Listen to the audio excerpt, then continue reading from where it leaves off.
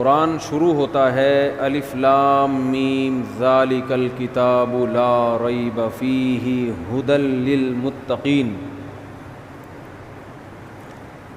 یہ جو رمضان ہے اس کو قرآن کے ساتھ بہت مناسبت ہے، یہ ایک دوسرے کے دوست ہیں۔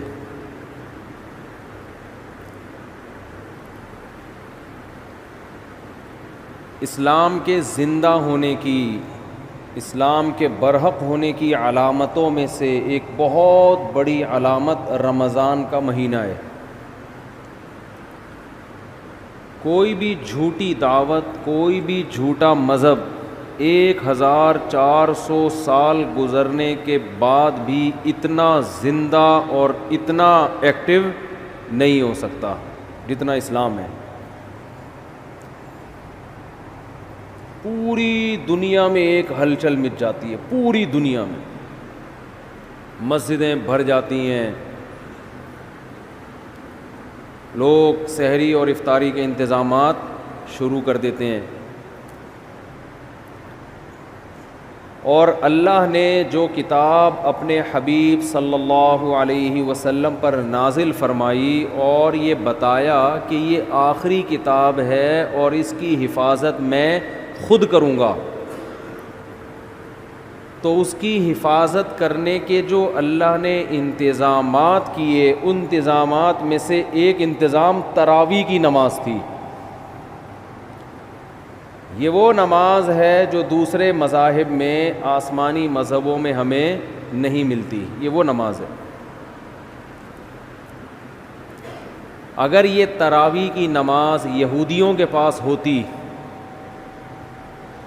تو ان سے تورات ضائع بولیں نہ ہوتی، تورات ضائع نہ ہوتی۔ جب موسیٰ علیہ السلام پہ تورات نازل ہوئی تھی، اسی وقت لوگ نماز میں اس کی تلاوت شروع کر دیتے اور پوری کتاب ختم کرتے جیسے ہم کرتے ہیں۔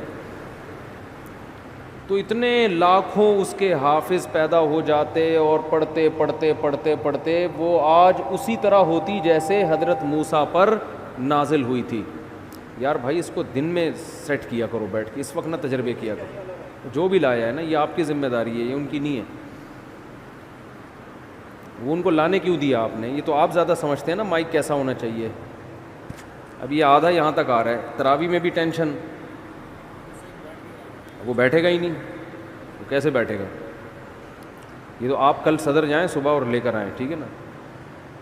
پورا رمضان ابھی یہی ٹینشن، وہ نہیں، وہ پھر مجھے وہ یاد آتے ہیں جو محرم میں لال کپڑا لگا دیا تھا نا، تو اس پر غصہ ہو رہے تھے، پھر مائک اٹھا کے پھینکا تھا انہوں نے۔ تو ایسا نہ ہو مجھے بھی ایسے ہی کوئی ٹینشن ہو جائے رمضان کے شروع میں ہی۔ تو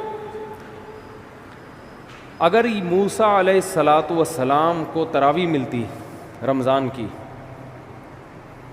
تو آج تورات ہمارے پاس اصل شکل میں موجود ہوتی۔ اگر عیسیٰ علیہ السلام کو یہ تراویح کی نماز ملتی تو آج انجیل اصل شکل میں موجود ہوتی۔ انجیل کے اتنے حافظ، موٹیویشن ملتی ہے نا۔ والدین جب اپنے بچوں کو دیکھتے ہیں کہ ہمارا بچہ نماز میں امامت کر رہا ہے اور الحمد سے لے کے والناس تک پورا قرآن سناتا ہے، تو ان کا ظرف بڑا ہو جاتا ہے، دل بڑا ہو جاتا ہے۔ دوسرے والدین بھی سوچتے ہیں کہ ہم نے بھی اپنے بچوں کو حفظ کرانا، اس سے موٹیویشن ملتی ہے۔ اتنی موٹیویشن ملی کہ لاکھوں کروڑوں حافظ پیدا ہو گئے، ورنہ لوگ سب اپنے طور پہ قرآن پڑھتے، بہت ہی نیک لوگ حفظ کر لیتے، باقی لوگ کیوں حفظ کرتے بھائی؟ وہ کہتے کیا ضرورت ہے؟ مجھے اپنا بچپن یاد ہے، میں جب حافظوں کو تراویح میں پورا قرآن پڑھتے ہوئے دیکھتا تھا نماز میں، میرا بہت دل چاہتا تھا کہ کاش اللہ مجھے بھی یہ صلاحیت دے کہ میں بھی الحمد سے لے کے والناس تک مصلی پہ کھڑا ہو کر پورا قرآن پڑھوں۔ ایک دل میں جذبہ ہر سال جذبہ پیدا ہوتا تھا۔ اب بچپن میں تو ہم اسکول کالج میں پڑھے، ہمیں کہاں ٹائم ہی نہیں ملا، لیکن جب ادھر کو آئے نا تو پھر بڑی عمر میں نے حفظ کیا، اور بڑی تمنا تھی. پڑھائی کے دوران حفظ کرتے کرتے بالآخر جب پہلی مرتبہ میں نے قرآن سنایا ہے تو پوری رات بیٹھ کے میں یاد کرتا تھا, پوری رات. بہت مشکل تھی نا, کچا تھا, سنایا صحیح تھا. جیسے مجھے یہ موٹیویشن ملی اور بھی مسلمانوں کو یہ موٹیویشن ملتی ہے. تو پچھلی کتابیں جو تھیں چونکہ ان شریعتوں کو اللہ نے ختم کرنا تھا, اللہ کو پتہ تھا کہ یہ ایک خاص وقت کے لوگوں کے لیے, زمانہ چینج ہوگا تو اس حساب سے اللہ کا جو آسمانی مذہب ہے اس کے احکام بھی آہستہ آہستہ چینج ہوں گے زمانے کے لحاظ سے. تو اس لیے اللہ کے علم میں یہ بات تھی کہ ایک آخری پیغمبر کو میں بھیجوں گا محمد صلی اللہ علیہ وسلم, اور انہیں جو شریعت دوں گا وہ قیامت تک کے لیے قابل قبول ہوگی. ایسی شریعت ہوگی, وہ ہمیشہ, وہ ہر دور میں ہر جگہ پہ چلے گی. وہ اب آپ دیکھ لیں پچھلی امتوں کو جو روزے دیے گئے وہ 24 گھنٹے کے روزے تھے. آج اگر ہمیں 24 گھنٹے کے روزے مل جاتے, پہلے ہی مارکیٹ سے روزے دار شارٹ ہوتے جا رہے ہیں اور مارکیٹ سے شارٹ, اور بہت سے لوگ جو گرمیوں میں 24 گھنٹے کے روزے رکھتے وہ 26ویں روزے پہ آ کے دنیا سے ہی شارٹ ہو جاتے, کیونکہ پہلے جیسی قوتیں نہیں ہیں. گرمیوں کے روزے کہاں 24 گھنٹے رکھ سکتا ہے آدمی, تو روزے میں اعتدال پیدا کر دی اللہ نے. آج جو ہم نے آیتیں پڑھی اس میں کُلُوا واشربوا حتی یتبین لکم الخیط الابیض من الخیط الاسود من الفجر, کہ کھاؤ اور پیو یہاں تک کہ فجر کا وقت ظاہر ہو جائے. فجر تک کھانے کی اجازت ہے تمہیں.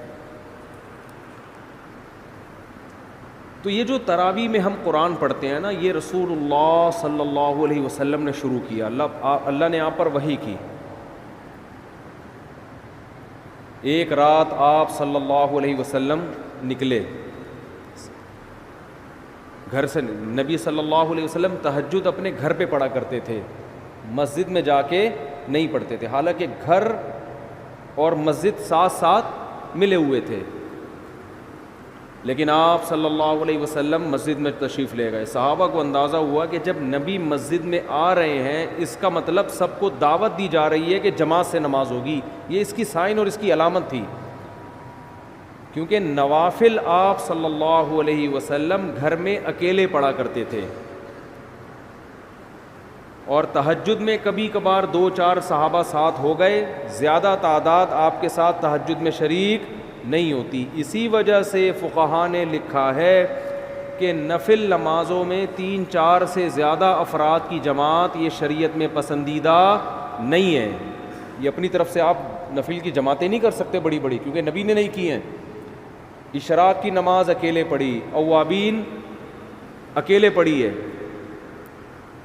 لیکن رمضان میں آپ مسجد میں جب تشریف لائے تو صحابہ سمجھ گئے کہ یہ اپنی نماز نہیں ہوگی بلکہ اس میں ترغیب دی جا رہی ہے کہ جماعت ہوگی. صحابہ کی اتنی حرص, اتنے لوگ اکٹھے ہو گئے, 3 دن تک آپ آتے رہے, اتنا مجمع اکٹھا ہو گیا, کیونکہ نبی کے پیچھے کون نماز چھوڑے گا بھائی. کہ آپ صلی اللہ علیہ وسلم نے فرمایا مجھے خطرہ ہوا کہ یہ نماز تم پہ فرض نہ ہو جائے, تمہارے شوق کو دیکھتے ہوئے. فرض ہو جائے گی تو مشکلات پیدا ہو جائیں گی, لہذا آپ نے ختم کر دی وہ. لیکن جو صحابہ جن میں تفقہ, جن میں بصیرت تھی, وہ سمجھ گئے کہ نبی چاہتے ہیں کہ یہ نماز لوگ پڑھیں, لیکن آپ اس کو 5 نمازوں کی طرح فرض کرنا نہیں چاہتے, لیکن چاہت ہے, ورنہ 3 دن بھی نہ پڑھتے نا. صحابہ نے دیکھ لیا کہ نبی کی یہ کیا ہے, بولو چاہت. اس لیے نبی صلی اللہ علیہ وسلم کے دنیا سے جانے کے بعد جیسے ہی رمضان کا چاند نظر آتا صحابہ مسجدوں کا رخ کرتے. حالانکہ تہجد صحابہ گھر میں پڑھا کرتے تھے, مسجدوں میں نہیں پڑھا کرتے, اور تہجد میں بڑی بڑی جماعتیں نہیں ہوتی تھیں. صحابہ سمجھ گئے کہ یہ نبی کیا چاہتے ہیں, اس نماز کو امت میں رائج کرنا چاہتے ہیں. اس وقت صحابہ نے اس کو الگ سے کوئی نام نہیں دیا تھا, الگ سے کوئی نام نہیں دیا تھا، بس قیام اللیل رات کی نماز ہے، رمضان میں جماعت سے ہوگی ہے۔ ایسی صحابہ کرام کی حرص تھی اس نماز میں، کیونکہ بدعت نہیں تھی، کیونکہ دیکھ چکے تھے نا، نبی کر چکے ہیں، کہ حضرت ابو بکر کے دور میں سب جماعتوں میں بٹے ہوئے ہوتے تھے، سارے صحابہ چونکہ حافظ نہیں تھے، حضرت ابو بکر، عمر، علی، عثمان، چاروں صحابہ رضی اللہ عنہم یہ حافظ تھے، ان کو مسجد میں جماعت سے پڑھنے کی ضرورت بولو نہیں تھی، کیونکہ تراویح کا بڑا مقصد ایک یہ ہے کہ جس کو قرآن یاد نہیں ہے وہ حافظ کے پیچھے قرآن سن کر اپنے قرآن کا دور مکمل کر لے۔ حضرت عمر یہ نماز گھر میں پڑھا کرتے تھے، اور علماء کہتے ہیں کہ جس کو قرآن یاد ہو اس کے لیے خود سے تراویح پڑھانا یہ کسی کے پیچھے پڑھنے سے بہتر ہے۔ سمجھ رہے ہیں کہ نہیں سمجھ رہے ہیں؟ نہیں یاری میرا خیال ہے بات سمجھ میں، ابھی تو آپ کے اچھے بھی سمجھیں گے انشاءاللہ۔ آواز گونج تو نہیں رہی نا؟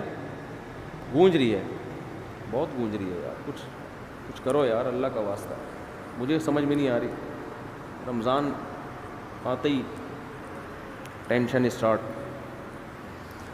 تو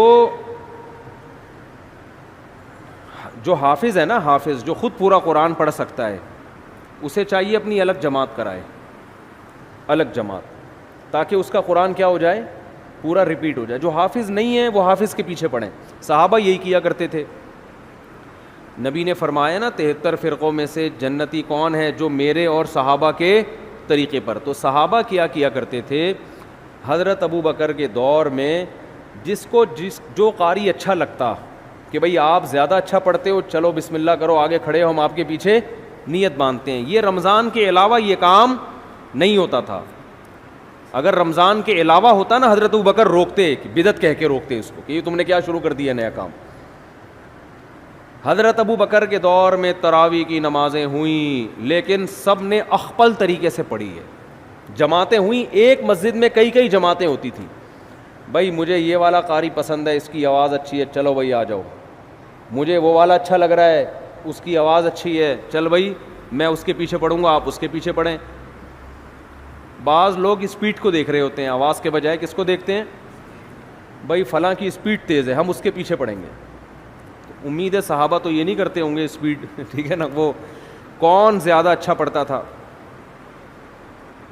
تو حضرت ابو بکر کے دور میں جتھوں کی شکل میں کئی جماعتیں مسجد میں ہو رہی ہیں، یہ رمضان کے علاوہ نہیں ہوتی تھی، ہوتی تو روکتے ان کو نا حضرت عمر کے، بھی کیا بدعت شروع کر دی ہے، لیکن حضرت ابو بکر نے ان کو روکا نہیں، کیونکہ جانتے تھے کہ نبی سے یہ ثابت ہے۔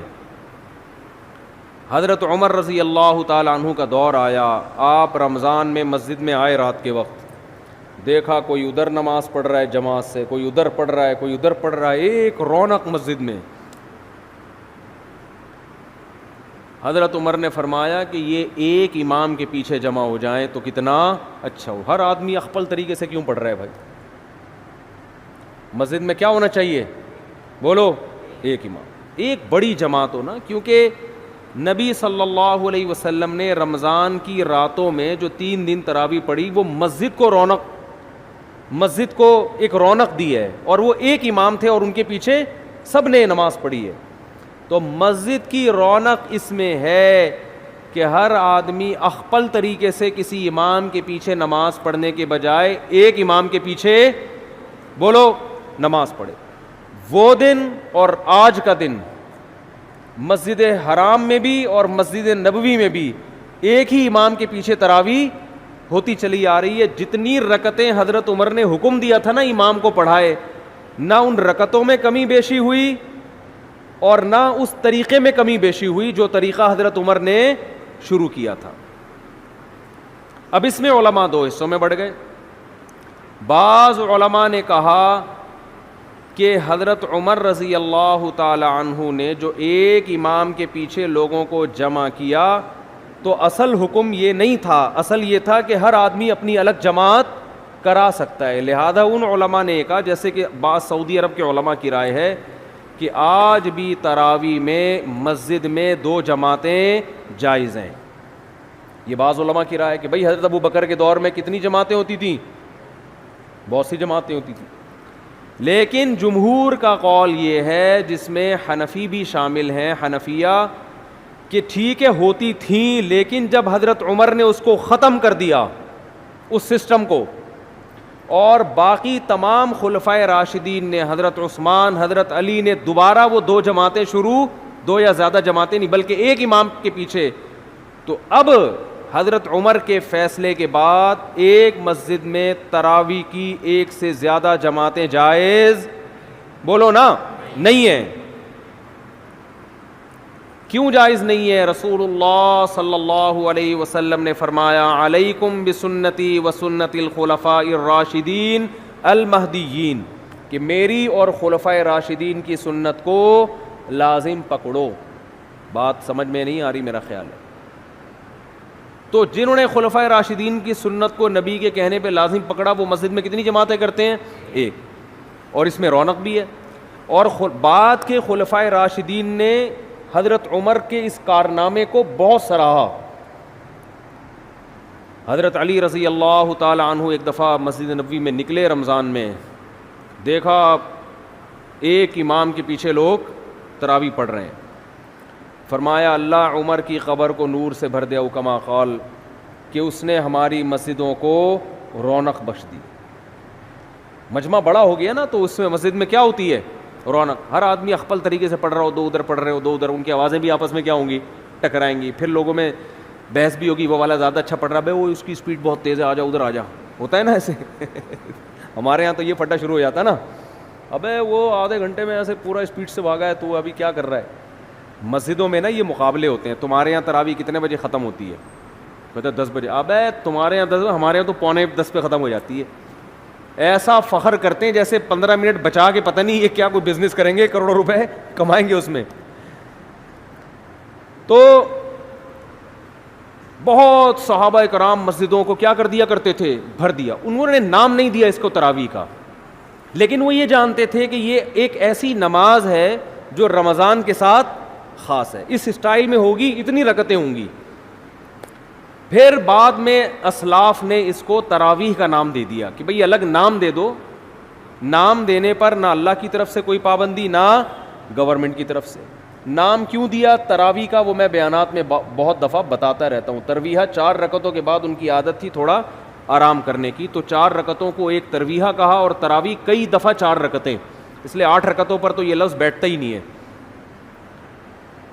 پھر حضرت علی رضی اللہ تعالی عنہ جب کوفہ چلے گئے, جب حضرت عمر نے تراویح شروع کروائی نا, تو مکہ میں, بصرہ میں, کوفہ میں, دمشق میں یہ خبریں پھیلنا شروع ہو گئیں. بھئی خلیفہ راشد نے سب کو ایک امام کے پیچھے جمع کر دیا ہے. پوری دنیا میں صحابہ جہاں جہاں بھی گئے, رمضان میں سارے مسجدوں میں آ کے جماعت سے نماز شروع کرتے. حضرت علی رضی اللہ تعالی عنہ رمضان کا چاند نظر آتے ہی کوفہ میں اپنے گھر والوں کو بھی, بچوں کو بھی, اپنے ازواج کو بھی, عورتوں کو بھی لے کے مسجد میں آیا کرتے تھے. ان کے شاگرد بھی, صحابہ بھی یہ کیا کرتے تھے. حالانکہ عام طور پر صحابہ کرام خواتین کو مسجد میں نماز پڑھنے کی ترغیب, بولو, نہیں دیتے, کیونکہ یہ اس جائز تھا, مگر ترغیب نہیں تھی اس کی کہ مسجد میں آئیں. ترغیب یہی تھی کہ وہ جماعت سے نماز مسجد میں پڑھنے کے بجائے کہاں نماز پڑھیں؟ گھر میں. لیکن ہم اسلاف میں یہ دیکھتے ہیں کہ تراویح کی نمازوں میں, اسلاف میں ہمیں یہ عمل ملتا ہے کہ وہ اپنی عورتوں کو بھی مسجد میں لایا کرتے تھے. بعض لوگ اس پر اشکال کرتے ہیں, عورتوں کے ساتھ بچے بھی ہوتے ہیں, اور شور کرتے ہیں, وہ یوں کرتے ہیں. آج بھی کچھ شکایتیں آئی ہیں. انتظامیہ کا جو بھی فیصلہ ہوگا وہ آپ کو کل سنا دیا جائے گا کہ خواتین کو لانے کی یہاں اجازت ہے یا نہیں ہے. وہ انتظامیہ کے کندھے پہ رکھ کے میں بندوق چلاؤں گا. ان کا کہنا یہ ہے کہ بھئی وہ عورتوں کے ساتھ بچے آتے ہیں, شور کرتے ہیں, تو لہذا وہ کل نہ آئیں خواتین. ہمارے یہاں تو آج تراویح میں آئی ہیں نا, تو کل سے نہ آئیں. انتظامیہ کا یہ قول ہے, ٹھیک ہے نا. تو مجھ سے مشورہ نہیں لیا, میں اپنا مشورہ دے دیتا, میں اپنی رائے تھوپتا نہیں. میں مشورہ یہ دیتا کہ نبی صلی اللہ علیہ وسلم کے دور میں جو خواتین مسجد میں نماز پڑھنے آتی تھیں تو بچے بھی گود میں ہوتے تھے, وہ روتے بھی تھے, اور آپ صلی اللہ علیہ وسلم ان بچوں کی وجہ سے ان خواتین کو ڈانٹ کے بھگاتے نہیں تھے. بلکہ ان بچوں کی رعایت میں نماز مختصر کر دیتے تھے تاکہ ماں کو تکلیف نہ ہو، کیونکہ عورت اور بچہ یہ ساتھ ساتھ ہیں. اب ان کو آپ یا تو بالکل محروم کر دو یا ان کو یہ کہو کہ بچے پیدا کرنا چھوڑ دیں تاکہ عبادت آرام سے ہو سکے. اسلام یہ کہتا ہے بھئی عبادت بھی ہوگی اور گود میں بچہ بھی ہوگا، مردوں نے برداشت کرنا ہے. نہیں آ رہی بات میرا خیال. آپ بھی کسی کے بچے تھے کہ نہیں تھے؟ آپ کو بھی تو آپ کی اماں نے برداشت کیا کہ نہیں کیا گودوں میں اٹھا اٹھا کے؟ اس وقت آپ کی اماں عیدی سینٹر میں جمع کرا کے آتی، کم بخت نہ تراویح پڑھنے دیتا ہے ٹھیک ہے نا، نہ کچھ کام کرنے دیتا ہے. جیسے آپ کی اماں آپ کو گود میں اٹھا کے آتی ہوگی، نماز پڑھتی ہوگی، آپ روتے تھے، تو علماء نے کبھی آپ کی اماں کو یہ فتویٰ نہیں دیا ہوگا یہ جو وسیم تم نے گود میں اٹھایا ہوا ہے اس کو عیدی سینٹر میں جمع کرا دو. سب نے یہی فتویٰ دیا کہ اسی کو گود میں لے کے نماز آپ نے پڑھنی ہے. یہ روئے گا تو ہم آپ کی رعایت کریں گے. بہرحال جو بھی فیصلہ ہوگا وہ بتا دیا جائے گا، کیونکہ یہ ایک اختلافی مسئلہ بھی ہے، خواتین کا مسجد میں آنا نہ آنا. میری اپنی ذاتی ایک رائے ہے، وہ تفرد ہے میرا، فیصلہ وہی ہوگا جو ہوگا فیصلہ. تو حضرت عمر رضی اللہ تعالی عنہ نے جو شروع کیا، مسجدیں کو رونق بخش دی، اور حضرت نبی صلی اللہ علیہ وسلم حضرت جبریل کے ساتھ تراویح میں جبریل کے ساتھ رمضان میں قرآن کا دور کیا کرتے تھے تاکہ قرآن آپ کو یاد رہے. تو اس لیے علماء نے لکھا ہے کہ رمضان میں تراویح پڑھنا الگ سنت ہے اور قرآن کا دور مکمل کرنا بولیں یہ الگ سنت ہے. یہ بھی اس کی اصل بھی نبی سے ثابت ہے، یہ بھی نبی سے ثابت ہے. اس کا نتیجہ کیا نکلا؟ الحمد سے لے کے والناس تک اتنے لاکھوں کروڑوں 1400 سال میں حافظ پیدا ہو گئے کہ قرآن کے ضائع ہونے کا امکان اسباب کی دنیا میں بھی ختم ہو گیا. اتنا پڑھا جا رہا ہے، اتنا پڑھا جا رہا ہے. آج دیکھو، کل بلکہ جیسے ہی چاند نظر آیا ہوگا پوری دنیا میں مسجدیں آباد ہوئیں کہ نہیں ہوئی، حرم میں، اور پوری دنیا میں قرآن پڑھنا شروع. دنیا میں کوئی کتاب ایسی ہے جس کو اللہ نے اتنی عزت دی؟ ایک تو میرا مائک صحیح نہیں ہے، مجھے آج بولنے میں بڑی تکلیف ہو رہی ہے. کل تک صحیح نہیں ہوا تو آپ خراب ہو جاؤ گے، یہ بتا دو. کل تک اگر مائک صحیح نہیں ہوا تو مائک ٹھیک ہو یا نہ ہو یہ خراب ہو جائیں گے، آپ نوٹ کر لیں، ٹھیک ہے نا. تو جب چیخنا پڑتا ہے نا تو میرے پھر دماغ پہ زور نہیں ہوتا کہ کیا بولنا ہے، پھر گلے پہ زیادہ زور ہوتا ہے. جب انسان کمفرٹ ہو کے بات کرتا ہے نا تو اس کے دل میں نکات بھی آتے ہیں، زبان بھی کھلتی ہے، علمی باتیں بھی ہوتی ہیں، نصیحت کی باتیں بھی ہوتی ہیں. اور آواز ہی نہ آ رہی ہو، چیخنے پہ زیادہ زور لگا ہوا ہو تو ساری انرجی تو چیخنے پہ خرچ ہو گئی نا، سوچنے پہ تو خرچ ہی نہیں ہو رہی. تو بغیر سوچے جب کوئی بولے گا ڈھنگ کی بات کرے گا، وہ کہاں کرے گا ڈھنگ کی بات؟ تو ابھی میں بغیر سوچے بول رہا ہوں، خیر پھر بھی کوشش کر رہا ہوں سوچ کے بولوں. تو بات آج تھوڑا مختصر بیان کر لیتے ہیں. تو یہ دنیا کی واحد کتاب ہے جسے اللہ نے اتنی عزت دی ہے، اتنی عزت دی ہے کہ آج بھی دنیا میں کسی کتاب کو اس کا 1000واں حصہ بھی عزت نہیں ملی، 1000واں حصہ بھی. آج اگر کوئی غیر مسلم پوچھتا ہے کہ تمہارے پاس کیا دلیل ہے کہ یہ اللہ کا کلام ہے، ہم اسے کہتے ہیں بتاؤ. قرآن مجید کی جو عربی ہے نا، یہ 1400 سال پرانی زبان ہے. اللہ نے اس قرآن کی حفاظت کے لیے صرف حافظوں کو پیدا نہیں کیا بلکہ اس زبان کو محفوظ کر دیا جس زبان میں یہ قرآن نازل ہوا ہے. آج سے 1400 سال پہلے کی کوئی زبان اب محفوظ نہیں ہے، اور عربی اتنی زبردست محفوظ ہے کہ جو الفاظ صحابہ، تابعین اور عرب کے نبی سے 40 سال پہلے کی عربی میں جو الفاظ استعمال ہوتے تھے نا، وہی الفاظ آج عربی زبان میں، وہی اردو زبان میں، بہت سے ان میں سے فارسی زبان میں، بہت سے انگریزی میں استعمال ہو رہے ہیں. اب دنیا کی واحد زبان ہے جو دوسرے زبانوں سے الفاظ لینے کے بجائے اپنے الفاظ دوسری زبانوں کو ادھار دے رہی ہے، وہی الفاظ استعمال ہو رہے ہیں. 1400 سال پہلے، بلکہ اس سے بھی پہلے، عربی میں پانی کو ماں کہا جاتا تھا. آج بھی کیا کہا جاتا ہے؟ ماں. ڈاکٹر محمود غازی جو ہے نا، ایک بہت بڑے اسکالر گزرے ہیں، بڑے خاندانی اسکالر، اللہ ان کی قبر کو نور سے بھر دے. بڑا تحقیقی کام کیا انہوں نے. انہوں نے لکھا کہ ایک عجیب بات لکھی کہ دیکھو نبی صلی اللہ علیہ وسلم کے والد اگر زندہ ہو کے آج آ جائیں، 1400 سال پرانا کوئی انسان اگر آج زندہ ہو کے آ جائے جو عربی کے علاوہ ہو، وہ ہم سے بات کرے کسی سے بھی، سمجھ میں آئے گا کیا کہہ رہا ہے؟ بڑے بڑے مورخین بیٹھ جائیں گے، عجائب گھر سے لوگوں کو نکلوانا پڑے گا زندہ کر کے نا کہ یار اس کو سمجھو بول کیا رہا ہے یہ.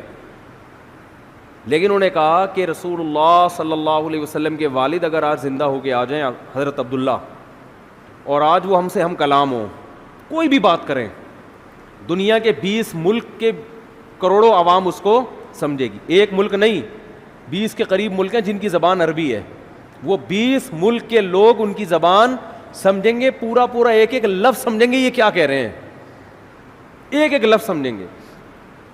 ایسا اللہ نے عربی زبان کو محفوظ کیا تاکہ یہ قرآن جب لوگوں کے سامنے پڑھا جائے تو لوگ یہ نہ سمجھیں یہ ہماری عقل میں نہیں آ رہا، ہم اس کو سیکھ ہی نہیں سکتے، ہم اس کو سمجھ ہی نہیں سکتے. اور دوسری بات کہ عربی زبان میں بھی مشکل زبان بھی ہے، آسان زبان بھی ہے، لیکن قرآن کی زبان اللہ نے بے انتہا آسان بنائی ہے. میں عجیب بات آپ کو بتاؤں، ہم جب مدرسوں میں عربی گرامر سیکھتے ہیں نا، عربی زبان سیکھتے ہیں، بس آگے عربی میں ہوتا ہے، تو عربی زبان سیکھنے کے بعد سب سے پہلے جو کتاب ہمیں سمجھ میں آتی ہے وہ قرآن. حدیث تھوڑی اور مشکل، اور فقہ کی کتابیں اور مشکل، عربی ادب اور مشکل. یعنی آپ اگر کوئی زبان سیکھیں نا تو بہت آسان کتابیں آپ کی سمجھ میں سب سے پہلے آئیں گی نا. ارے آپ نے انگلش سیکھی، ابھی تازہ تازہ سیکھی ہے، تو انگلش کی جو پہلی کتاب ہے وہ تو سمجھ میں آئے گی، دوسری جماعت کی کتاب آسانی سے سمجھ میں نہیں آئے گی، کیونکہ آپ نے جمعہ 8 دن تو ابھی انگلش سیکھی ہے آپ نے. تو سب سے آسان کتاب سمجھ میں آ جائے گی آپ کے. تو قرآن اتنی آسان اتنی آسان اتنی آسان عربی ہے قرآن مجید کی کہ عربی سیکھنے والا طالب علم سب سے پہلے کون سی چیز سیکھتا ہے، کون سی کتاب سمجھتا ہے؟ قرآن مجید. کتنا آسان. الحمد للہ رب العالمین، تمام تعریفیں اس اللہ کے لیے جو تمام جہانوں کا پالنے والا رب. یہ سارے الفاظ اردو میں یوز ہو رہے ہیں. حمد و ثنا ہے کہ نہیں ہے؟ للہ اللہ کو بولتے ہیں، رب العالمین، رب عالمین کا معنی سارے جہاں، الرحمن بڑا مہربان، الرحیم بہت رحم کرنے والا. رحمان رحیم اردو میں استعمال ہونے کے نہیں ہو رہے؟ بہت ساری زبانوں میں استعمال ہو رہے ہیں یہ. ارض کسے کہتے ہیں عربی میں؟ زمین کو. انگلش میں کسے کہتے ہیں زمین کو؟ کیا کہتے ہیں؟ ارتھ. یہ عربی سے آیا ہے انگلش میں. اور بہت سے الفاظ عربی سے انگلش میں گئے ہیں. ایسی زبان کہ وہ تو محفوظ ہے ہی، اس نے دوسری زبانوں پہ اپنا اثر ڈال دیا، دوسری زبانوں کا اثر قبول نہیں کیا اس. ورنہ زبان دوسری زبان کا اثر قبول کر کے تبدیل ہو جاتی ہے. ایسی خاندانی زبان اللہ نے بنایا عربی کو، قرآن کی وجہ سے محفوظ کیا.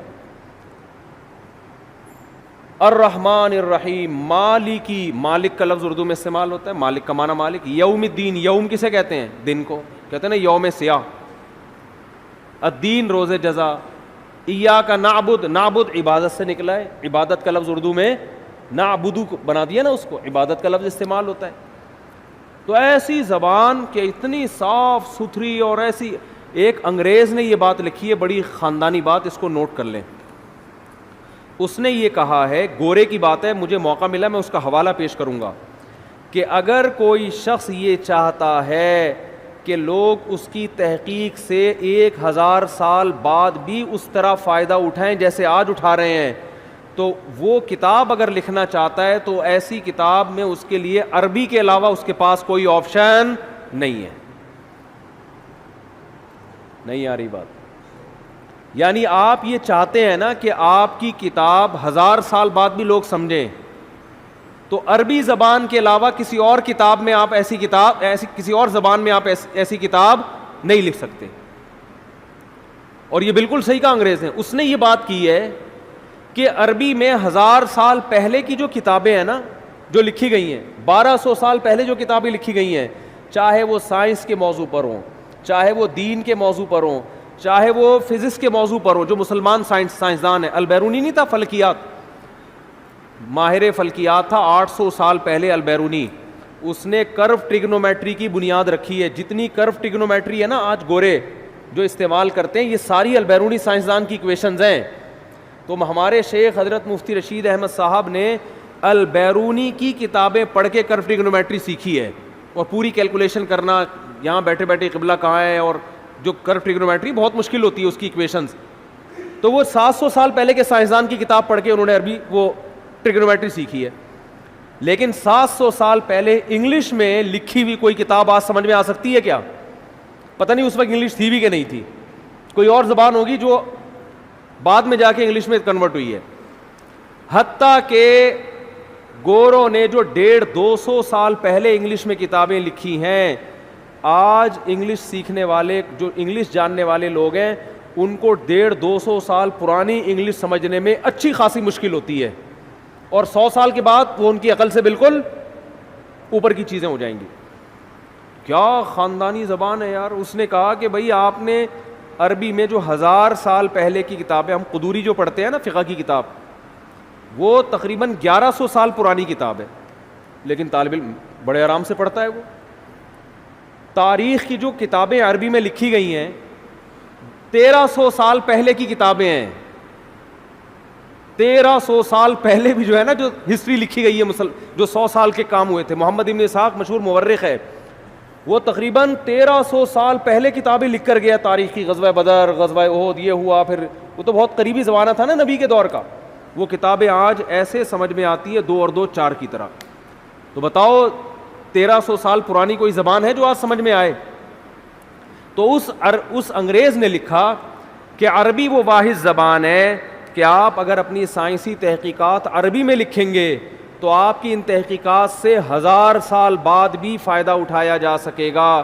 اور اس نے یہ اعتراف کیا ہے کہ انگلش میں اگر آپ وہ کتابیں لکھیں گے تو 200, 250, 300, 400, 500 سال کے بعد کوئی ضمانت نہیں ہے کہ لوگ وہ کتاب سمجھ سکیں. ہو سکتا ہے دنیا میں 2-4 اس کے ماہرین ہوں, باقی کوئی نہیں سمجھے گا, کیونکہ انگلش بھی بہت تیزی کے ساتھ بولو چینج ہو رہی ہے, بہت تیزی سے چینج ہو رہی ہے. ہم دیکھتے ہیں 15-20 سال پہلے کی انگلش کے کچھ الفاظ چینج ہو چکے ہیں, اب کچھ اور بن چکے ہیں وہ. اور وہ یہ تو نیچرل ہے نا. اردو کتنی چینج ہو چکی ہے. آپ مرزا غالب کو لے کر آئیں, سمجھ میں آئیں گے کیا بول رہے ہو بھائی؟ پہلے اس نے مس کہا, پھر تک کہا, پھر بل کہا, اس طرح ظالم نے مستقبل کے ٹکڑے کر دیے. یہ تو چلو سمجھ میں آ رہا ہے. انگشت بدنداں رہ گیا میں. مرزا غالب تو اس طرح کی باتیں کیا کرتے تھے نا, نہیں سمجھ میں. اور 100 سال کے بعد یہ ہمارے جتنے یوٹیوب پہ بیان چل رہے ہیں نا کسی کی کھوپڑی میں, لوگ بولیں گے 100 سال پہلے مفتی طارق مسعود گزرے تھے, کیا کہہ رہے ہیں؟ لوگ کہیں گے یار اتنی گاڑی اردو, استغفر اللہ. اس وقت آدھی اردو ہوگی, آدھی انگلش ہوگی, آدھی کچھ اور مل کے, پتہ نہیں یہ باقی رہ گیا یا کوئی نئی زبان بن چکی ہو. تو یہ معجزہ ہے قرآن کا کہ اللہ نے اپنے کلام کو محفوظ کرنے کے لیے ایک قوم کے کلام کو محفوظ کر دیا. اللہ نے کہا تم وہ خوش قسمت ہو کہ تمہاری زبان میں قرآن نازل کر رہا ہوں, تمہارے اندر صلاحیت ہو یا نہ ہو, لیکن تمہاری زبان کو میں کیا کر دوں گا, ہمیشہ کے لیے محفوظ. آج وہی قرآن الحمد سے لے کے شروع کیا جاتا ہے اور والناس پہ ختم. اور عزت کتنی دی اللہ نے اس کتاب کو. چند باتیں کر کے بس بیان ختم کرتا ہوں. آج مائک ٹھیک نہیں ہے, چیخنا بہت پڑ رہا ہے, کھوپڑی گھومتی ہے پھر اس سے نا. کہ دنیا میں کوئی کتاب ہے جس کے ٹائٹل پہ رائٹر کا نام لکھا ہوا نہ ہو, ہے بھائی؟ ہر کتاب کے ٹائٹل پہ کیا ہوتا ہے؟ رائٹر کا نام.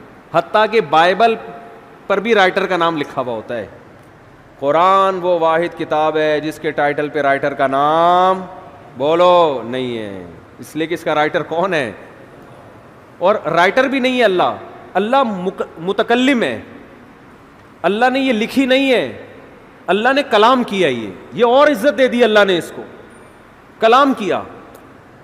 جبریل سے کلام کیا اور جبریل کے ذریعے اپنا کلام نبی کے قلب پہ نازل کیا. ایسا اللہ جب کلام کرتا تھا نا ہمارے نبی صلی اللہ علیہ وسلم کے قلب پہ, اس کلام کو جو اللہ کی ذات سے نکلا ہوا کلام, اس کو جب ہمارے نبی کے دل پہ نازل کرتا تھا, آپ صلی اللہ علیہ وسلم کو شدید سردی میں سخت ترین پسینہ آتا تھا. آج جو ہم نے آیت پڑھی ہے نا کہ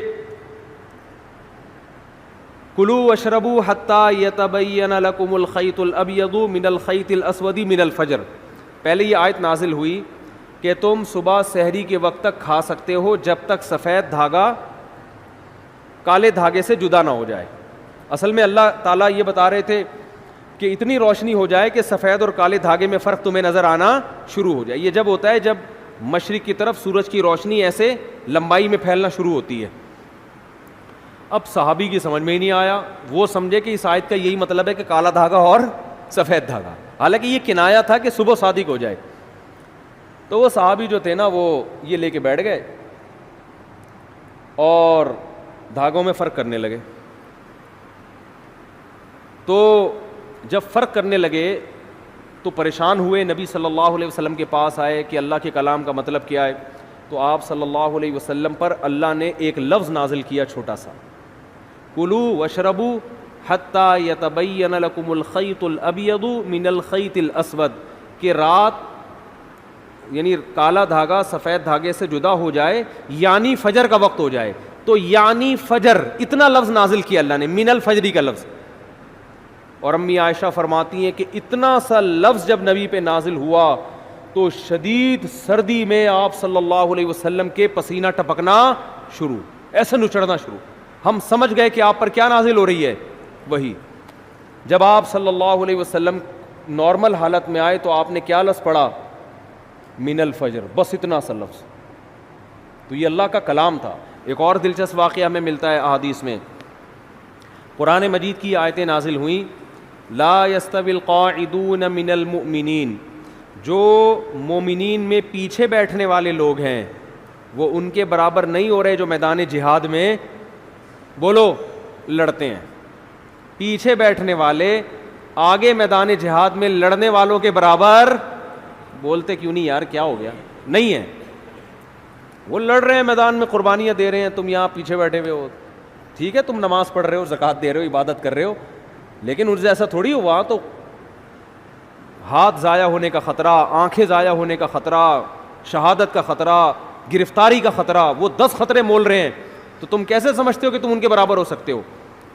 اب بعض صحابہ معذور تھے, ان کا جذبہ تھا میدان جہاد میں لڑنے کا, لیکن معذوری کی وجہ سے ان کو نبی جانے کی پرمیشن نہیں دیتے. وہ اتنے غمزدہ ہوتے کہ روتے تھے کہ کاش اللہ ہمیں صحت دیتا, ہم بھی جا کے لڑتے.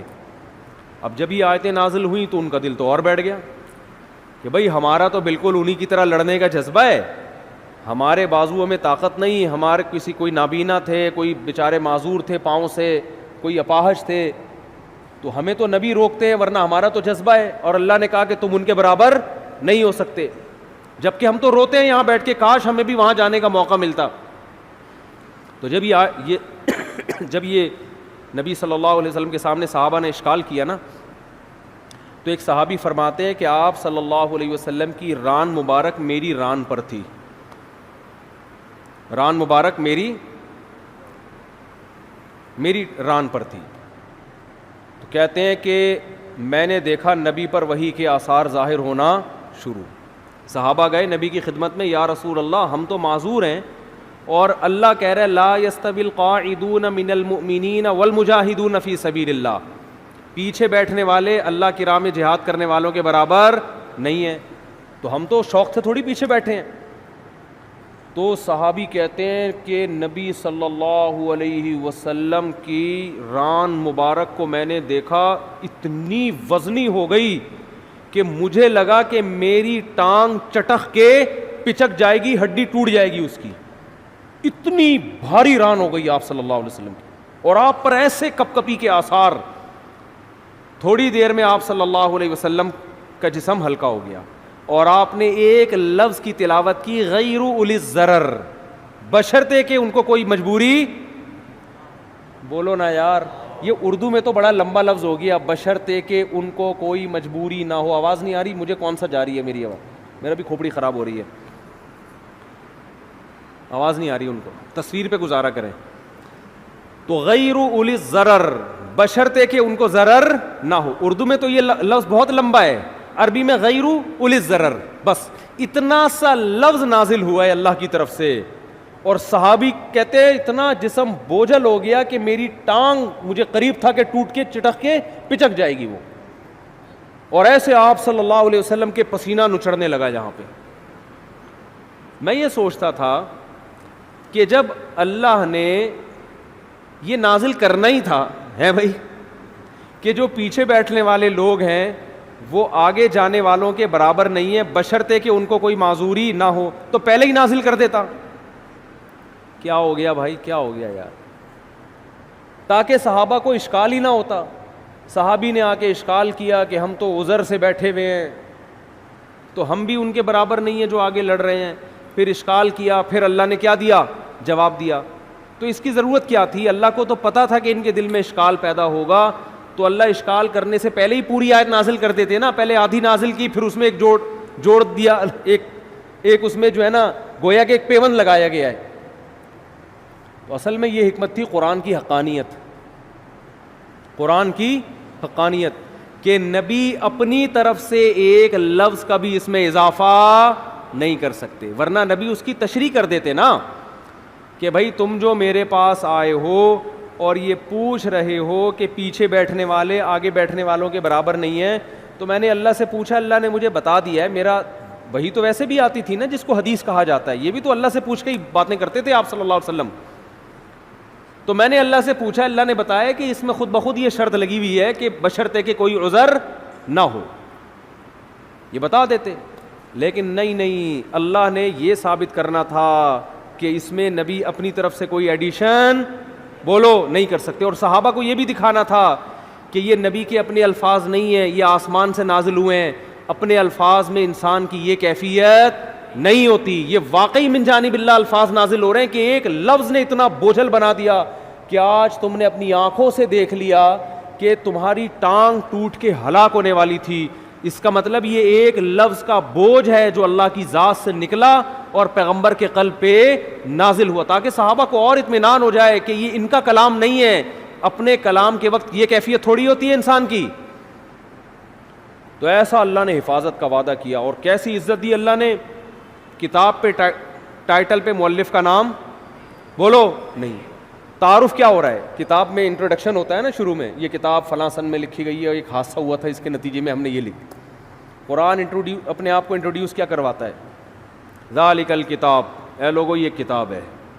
کیا انداز ہے نا کتاب شروع ہونے کا, اے لوگو یہ کتاب, لا ریب فیہ, اس میں کوئی شک نہیں ہے کہ یہ کس کی طرف سے ہے, اللہ کی طرف سے.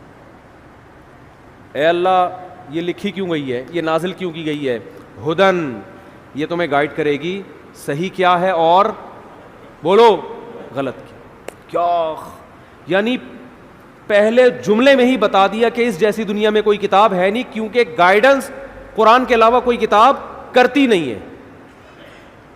آپ کہو یار بہت ساری کتابیں گائیڈ کرتی ہیں, فزکس کی کتابیں ہمیں بتاتی ہیں کہ کتنے کلومیٹر فی گھنٹہ کی رفتار سے اگر کتا آپ کے پیچھے دوڑے گا تو کتنی دیر میں آپ کو پکڑ لے گا. یہی ہوتا ہے نا, اتنی کلومیٹر سے آپ دوڑو گے تو اتنی دور میں وہاں پہنچ جاؤ گے, یہ ہو جائے گا وغیرہ وغیرہ. تو وہ تو بہت زبردست گائیڈ کرتی ہیں.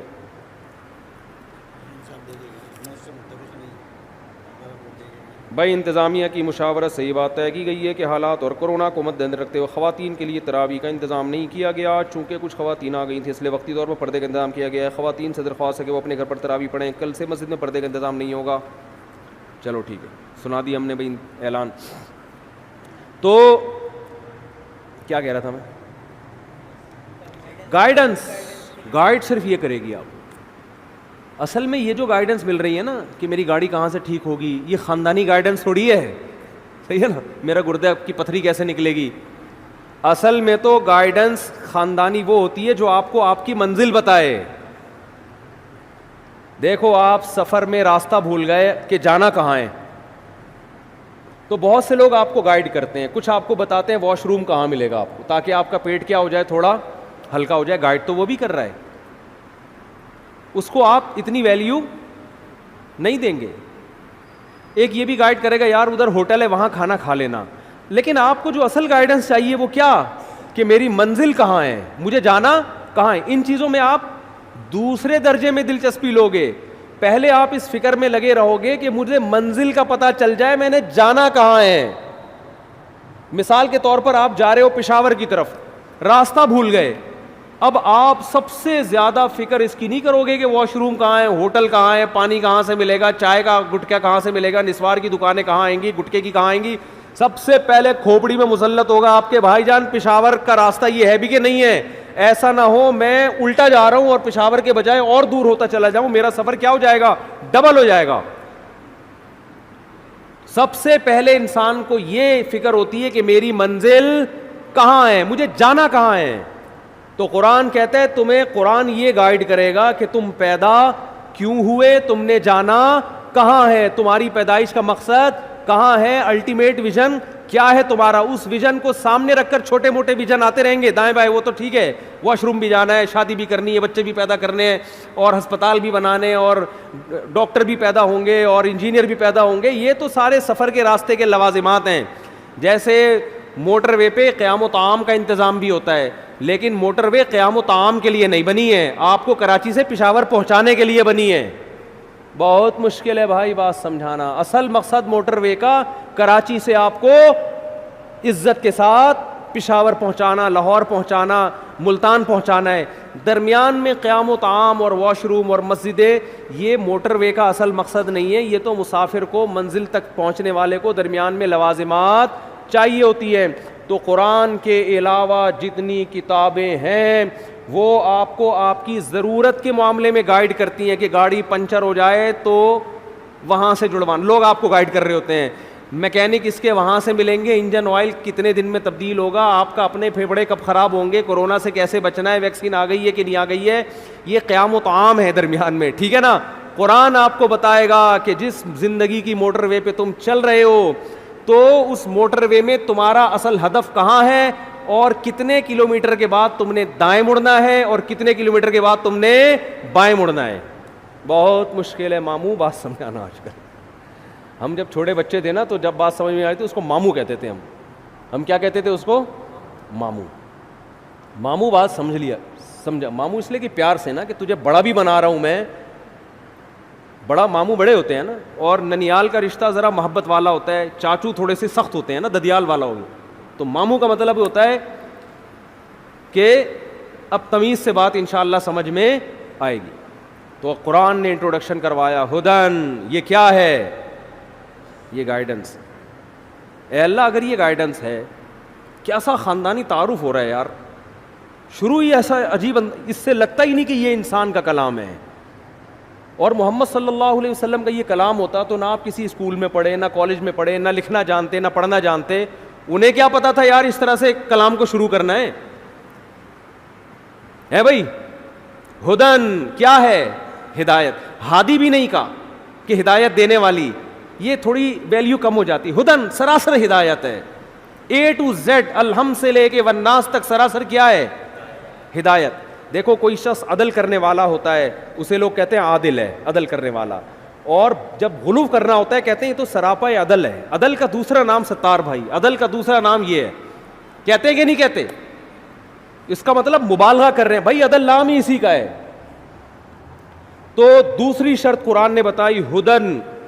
پہلا انٹروڈکشن کیا کروایا, کیا یہ ہدایت. سوال پیدا ہوتا ہے اللہ اگر یہ ہدایت ہے تو اتنے ذہین لوگ دنیا میں آئے, اس کو پڑھ کے بھی گئے, انہیں تو گائیڈنس بولو ملی نہیں. ہم تو جب موٹر وے پر جاتے ہیں اور ہمارا ہدف پشاور ہوتا ہے تو ہمیں بار بار سائن بورڈ کے ذریعے منزل کا پتہ چلتا ہے کہ پشاور اتنے کلومیٹر, دائیں مڑیں, بائیں مڑیں, رائٹ ٹرن, کیپ لیفٹ, اور یوں کرے اور یوں کرے, اور اس موٹر وہ جو ہے نا وہ انٹرچینج سے آپ اتر جائیں. اور وہ تو بالکل صحیح, وہ تو ہر ایک کو مل رہی ہوتی ہے. تو معاذ اللہ اس سے تو پتہ چلتا ہے بھائی موٹر وے جو آپ کو ہدایت دے رہی ہے اس میں زیادہ ایکوریسی ہے بنسبت کس کے, قرآن کے. کیونکہ یہاں تو بہت سے لوگ پڑھتے ہیں, کخ بھی فائدہ نہیں ہوتا. کیا ہو گیا بھائی, کتنے لوگ قرآن پڑھ رہے ہیں. ابو جہل بھی تو سن رہا تھا نا, ابو لہب بھی سن رہا تھا. حضرت عمر چند آیتیں سن کے تبدیل ہو گئے اور ایسا ایمان پر قائم ہوئے ہیں کہ انہوں نے اعلان کیا کہ کوئی ایک مجھے مسجد حرام میں وہ شخص نماز سے روکے جو اپنی بیوی کو بیوہ کرانا چاہتا ہے. چند آیتیں سنی اور منزل سمجھ میں آ گئی کہ جانا کہاں ہے میں. لیکن بہت سے پڑھ رہے ہیں, کوئی فائدہ بولو نہیں ہو رہا. تو قرآن نے بتا دیا ہدایت تو ہے ہر ایک کے لیے نہیں, للمتقین, ان لوگوں کو جو پرہیزگار بننا چاہتے ہیں, جو سیدھے راستے کی تلاش میں ہیں. کیا مطلب؟ آپ موٹر وے پہ چل رہے ہو, آپ کی منزل پشاور ہے, لیکن آپ کو اس سے غرض ہی نہیں ہے کہ میری منزل ہے کیا. آپ موٹر وے پر صرف انجوائے کرنے کے لیے نکلے ہو کہ چلیں موٹر وے پہ چل کے دیکھیں کہ ہے کیا. اور موٹر وے والوں نے ایسے سائن بورڈ فرض کرو کہ لگا دیے ہوں کہ جو واقعی پشاور جانا چاہتا ہے اس کو تو وہ لکھائی سمجھ میں آئے, کوئی ایسے سافٹ ویئر ڈال دیے فرض کرو انہوں نے, اور جو نہیں جانا چاہتا, جو لوفری کے لیے نکلا ہے, اس کو وہ سائن بورڈ سمجھ میں آئے ہی نہیں.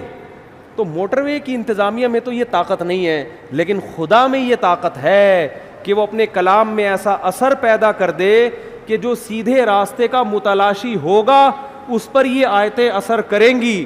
جو سیدھا راستہ چاہتا ہی نہیں ہے, الحمد سے لے کے والناس تک کروڑوں مرتبہ پڑھ لے گا, اللہ فرماتے ہیں اسے کک بھی فائدہ نہیں ہوگا. اللہ نے یہ قرآن کی خاصیت اس لیے رکھی تاکہ جو طلب والے لوگ ہیں, جو واقعی ہدایت چاہتے ہیں, ان کو ملے. فالتو لوگ اس نعمت سے فائدہ نہ اٹھائیں. نہیں آ رہی میرا خیال ہے بات سمجھ. یہ انٹروڈکشن ہے جو ہم تراویح میں شروع کرتے ہیں, اور پھر اللہ صفات بیان کرتے ہیں جو انشاءاللہ پورے رمضان چلتی رہیں گی.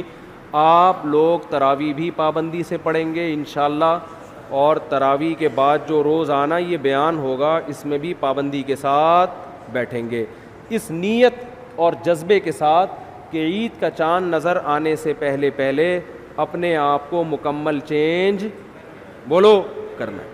لوفری کے لیے بیٹھے ہیں, مفتی صاحب کبھی لطیفے بھی سنا دیتے ہیں یار, کبھی شادیوں پہ بیان کر لیتے ہیں تو تھوڑا طبیعت خوش ہو جاتی ہے, اس نیت سے نہیں. نہیں آ رہی آواز؟ کل سے آئے گی انشاءاللہ, کل سے آئے گی. ان کو بتا دینا میں نے کیا کہا ہے, ٹھیک ہے نا. اللہ تعالی ہم سب کو سمجھنے کی عمل کی توفیق عطا فرمائے, اور اس رمضان کو ہمارے لیے